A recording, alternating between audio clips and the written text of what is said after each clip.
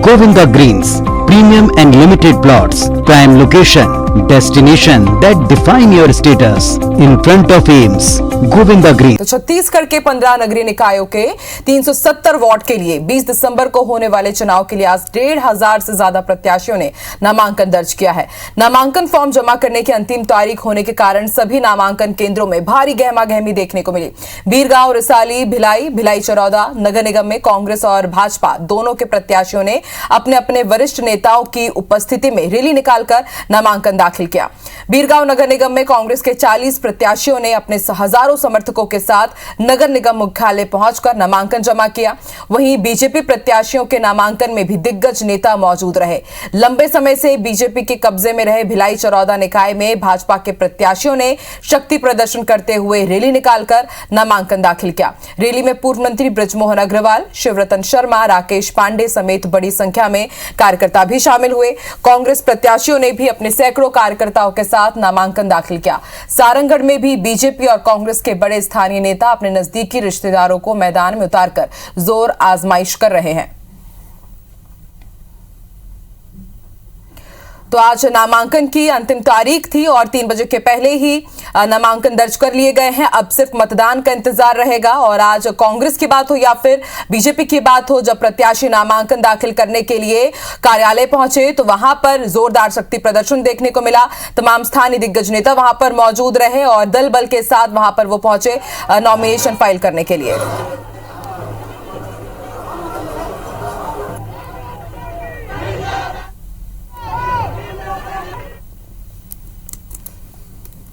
महापौर बीजेपी की 15 साल, अभी यहाँ 5 साल से कुछ भी काम नहीं हो पाया। जिस तरह से हम लोग सोचे थे कि वार्ड में जैसे रोड वगैरह का काम वगैरह सब अधूरा है, सब कोई काम पूरा नहीं हुआ है। नाली जो बना है सब उखड़ गए हैं, सब कमीशन वाला काम चला है, काम कहीं पे अच्छा नहीं हुआ है। छत्तीसगढ़ का विकास अवरुद्ध है, नगरीय क्षेत्रों का विकास अवरुद्ध है, लोगों को नल, पानी, बिजली जैसी सुविधाएं नहीं मिल रही है। भारतीय जनता पार्टी शासनकाल में लगभग 700 करोड़ रुपए से ज्यादा का काम भिलाई चरौदा में हुआ है और लगभग यही स्थिति रिसाली की भी है, भिलाई की भी है, बीरगांव की भी है। हम तो ये दावा करते हैं कि हम चारों नगर निगम जीत कर आएंगे। भारतीय जनता पार्टी ने पिछले 2 चुनाव में सफलता प्राप्त की है और कार्यकर्ताओं का संकल्प है कि इस चुनाव में भी हम सफल होंगे, चुनाव जीत करके अपना मेयर बैठाएंगे। छत्तीसगढ़ के 15 निकायों में नामांकन की आज अंतिम तारीख रही और सभी प्रत्याशियों ने दोपहर 3 बजे तक अपना नामांकन जमा कर दिया है। वहीं बीरगांव नगर निगम पहुंचे रायपुर जिले के प्रभारी मंत्री रविंद्र चौबे ने दावा किया है कि बीरगांव समेत पूरे 15 निकायों में कांग्रेस की ही जीत होगी। उन्होंने कहा कि राज्य सरकार की योजनाओं से जनता को सीधा फायदा हुआ है। प्रभारी मंत्री रविंद्र चौबे से बातचीत की संवाददाता सौरभ सिंह परिहार ने। छत्तीसगढ़ के 15 निकायों के 370 वार्ड में आज नामांकन की अंतिम तिथि है और इससे पहले कि बीरगांव में प्रभारी मंत्री रविंद्र चौबे पहुंचे हुए थे और सीधे हम मंत्री जी से जानना चाहेंगे, सर क्या माहौल लग रहा है? अब बीरगांव में जिस तरीके से जुनूनी उत्साह कांग्रेस कार्यकर्ताओं में दिख रहा है, हम बीरगांव भी जीतेंगे और समूचा छत्तीसगढ़ जीतेंगे। जहां तक अर्बन बॉडी के चुनाव का सवाल है, पिछले बार 10 नगर निगमों में 10 के 10 में हमने जीत हासिल की थी और जिस तरीके से अर्बन एरियाज में काम हो रहे हैं, आदरणीय मुख्यमंत्री भूपेश बघेल जी को राष्ट्रपति जी ने सम्मान किया है स्वच्छता के लिए, अन्य विकास के कार्यों के लिए। तो छत्तीसगढ़ में ये सारे काम हो रहे हैं और 3 साल में जिस तरीके से इंफ्रास्ट्रक्चर का डेवलपमेंट हुआ, जिस तरीके से एजुकेशन और हेल्थ के हम प्रोग्राम चला रहे हैं, जिस तरीके से गरीबों के लिए आवास की योजनाएं चला रहे हैं, हमें लगता है कि इस बार भी नगरीय निकाय के जितने भी चुनाव हो रहे हैं हम छत्तीसगढ़ जीतेंगे। सर कांग्रेस जो है सभी निकायों, बीजेपी जो है सभी निकायों में वादा खिलाफी के मुद्दे को लेकर जा रही है, तो ऐसे में आपके पास क्या रहेगा? मुझे लगता है वो अपने 15 साल के वादा खिलाफी को लेकर के जनता के बीच जाएंगे और जनता ने उनको 90 में 15 में सिमेट दिया था। नगरीय निकायों में भी उनकी यही दुर्गति होने वाली है। तो ये थे हमारे साथ प्रभारी मंत्री रविंद्र चौबे जी, जिनका साफ तौर पर कहना है कि 15 निकायों में जो कांग्रेस की जीत होने वाली है। अब देखना होगा 23 दिसंबर को जो चुनाव परिणाम आएंगे तो किस तरीके से कांग्रेस और भाजपा कहां पर जीत हो रही। कैमरामैन नरेंद्र मार्कंडे के साथ सौरभ सिंह परिहार, IBC 24 रायपुर। चलिए और ज्यादा जानकारी के लिए इस वक्त हमारे दो सहयोगी जुड़ चुके हैं। रायपुर से हमारे साथ राजेश मिश्रा लाइव जुड़े हैं और रायपुर से ही सौरभ सिंह परिहार भी हमारे साथ लाइव जुड़ चुके हैं। सौरभ, सबसे पहले आपकी तरफ रुख करते हैं। आज नामांकन का आखिरी तारीख था, 3 बजे के पहले तमाम जो प्रत्याशी हैं वो दल बल के साथ पहुंचे, शक्ति प्रदर्शन के साथ उन्होंने अपना नामांकन दाखिल कर दिया है। बड़ा सवाल ये है कि बीजेपी वर्सेस कांग्रेस सभी जगह देखने को मिलेगा, निर्दलीय प्रत्याशी भी सामने है। क्या कहना है बीजेपी का? उनका यही है कि वादा खिलाफी जो कांग्रेस सरकार ने की है उसको लेकर के वो सबसे आगे रहेंगे और उसी के बूते वो वोट मांगेंगे। किस तरह का माहौल आज आपने देखा और आगे क्या लगता है?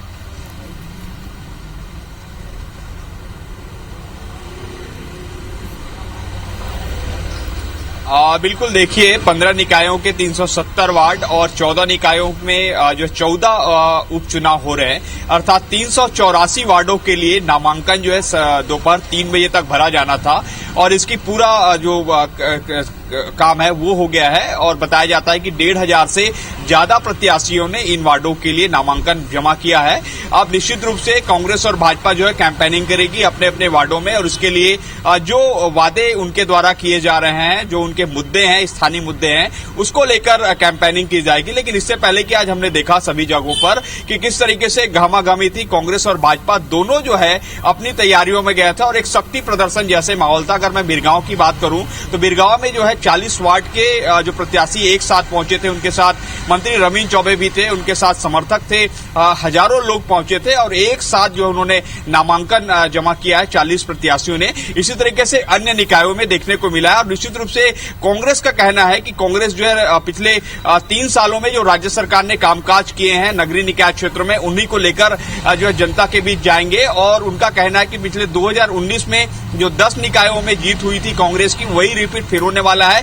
15 निकायों में इस बार जीत होने वाली है। अब देखना होगा जब 20 दिसंबर को चुनाव जो वोट डाले जाएंगे और 23 को रिजल्ट आएंगे, तब जो है वास्तव में क्या परिस्थिति बनती है। लेकिन अभी के परिप्रेक्ष्य में बात करें तो कहीं ना कहीं कांग्रेस जो है कई जगहों पर आगे है और कांग्रेस के इसके पीछे बड़ा एक कारण है, चूंकि कई जगहों पर कांग्रेस अभी नहीं है, तो ऐसे में सत्ता में आने के बाद कांग्रेस के नेताओं और कार्यकर्ताओं में वो उत्साह देखने को मिल रहा है।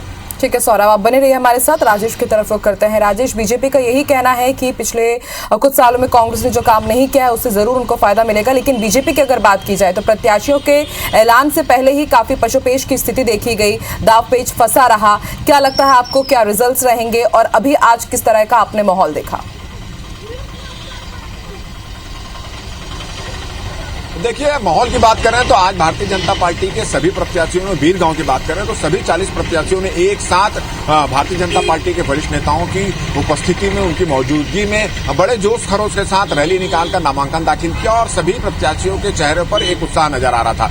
और उसके पीछे उनका तर्क ये भी था कि जब उनकी सरकार थी बीरगांव में तो 450 करोड़ का काम हुआ है, भारतीय जनता पार्टी की सरकार थी तब तक। उसके बाद जब कांग्रेस की सरकार आई तो मात्र 50 करोड़ का सब काम हुआ है।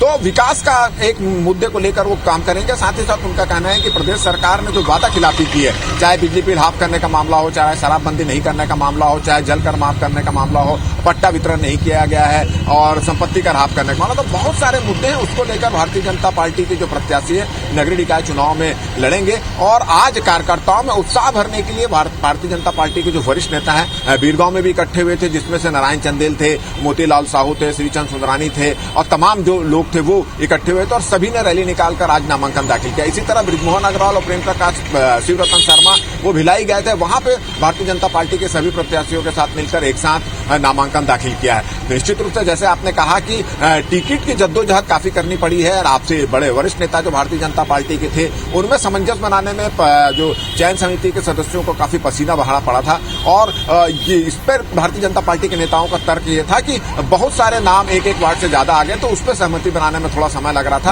तो निश्चित रूप से टिकट को लेकर गहमा-गहमी तो हुई थी, मगर उनका ये भी दावा था कि इस बार भारतीय जनता पार्टी ने केवल जीतने वाले प्रत्याशियों को ही टिकट दिया है। तो ऐसी स्थिति में थोड़ा सा समय लगा है। निश्चित रूप से अब देखना होगा कि क्या स्थिति बनती है, मगर एक बात तो तय है कि जब भी इस तरह के नगरीय निकाय चुनाव होते हैं या उपचुनाव होते हैं तो सत्ता पक्ष की ओर जनता का झुकाव जाता है। तो अब रिजल्ट ही बताएगा क्या होता है। बिल्कुल राजेश, पिछले बार भी जब नगरीय निकाय के चुनाव हुए थे तो यही नजर आया था कि सत्ता पक्ष के ही पक्ष में ज्यादातर वोट पड़े थे और जीत उन्हीं की हुई थी। दावे अभी भी किए जा रहे हैं और 23 दिसंबर को पूरी तस्वीर साफ हो ही जाएगी। शुक्रिया पूरी जानकारी के लिए।